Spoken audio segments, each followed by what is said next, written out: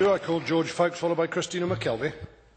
Presiding officer, as Elizabeth Smith so rightly said, this is the second successive Thursday morning we've had a debate on SNP education failure. It's the second you very kindly called me to speak in.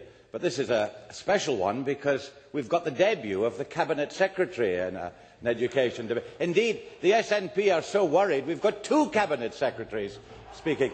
Not just the Scarlet Pimpernel, but Don Quixote tambien. And I have previously asked Lord Foulkes that we do not use nicknames in the chamber. I'd be grateful if you'd stick to that. Thank you. And I'm glad earlier on, presiding officer, you called Mr Swinney, John Swinney, to account for his sedentary interventions. Make mine look like whispers, I must say. Presiding officer, last week we debated the failure of the SNP promise on class sizes and the scandal of unemployed teachers. Now we are debating SNP failure on the school building programme. And my colleagues have already eloquently exposed the hypocrisy of the SNP on this. First of all, for years attacking the Labour Party for all the money we are spending on PFI and PPP on school building programmes.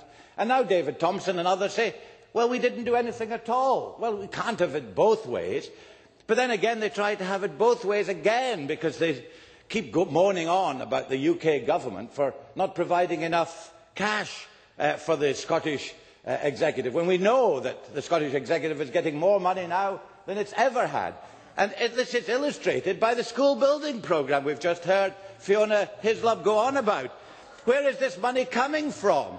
It's that wicked Alistair Darling in the UK government. There's nowhere else that it's coming from, so they can't have it both ways. But the SNP, even with all that money, can't get it right. As my good friend, colleague James Kelly said, the Scottish Futures Trust, this albatross, is not really flying yet. And let me illustrate it with the case of the City of Edinburgh Council.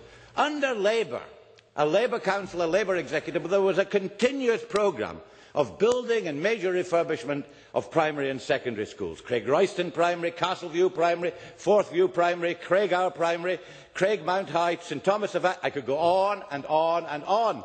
All of the schools that were built. But let me summarise, presiding officer. There were Cabinet Secretary.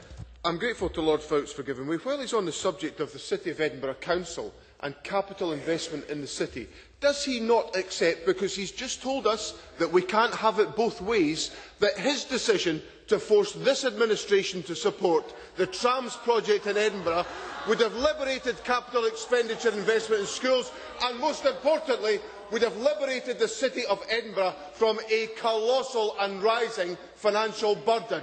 George Foulkes. Of course, and the money for the trams is coming from that wicked man Alistair Darling as well, and the UK Treasury. It's a question of priorities. But under Labour in Edinburgh, in the years 1999 to 2007, 34 primary and secondary schools were built. Since the SNP took over, and they took over in, hesitate to say this, but in collaboration with the Liberals in Edinburgh, not one single school has been built. Not one school. And if Labour had continued in office, local and nationally, the school building programme in Edinburgh would have continued. With Portobello, Boroughmuir, James Gillespie's, St John's, St Crispin's, they were all in the pipeline. And instead we've had 2 wasted years. Let's take the 2 that are allegedly going ahead. Portobello High School. The Council has apparently got the £41 million required.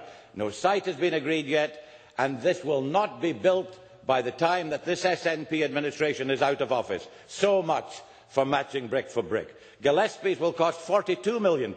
The Scottish Government will find 2/3 of the cost of that. The Council have to find £14 million out of its budget. And the convener of education has already said the money is not available. So much for matching brick for brick.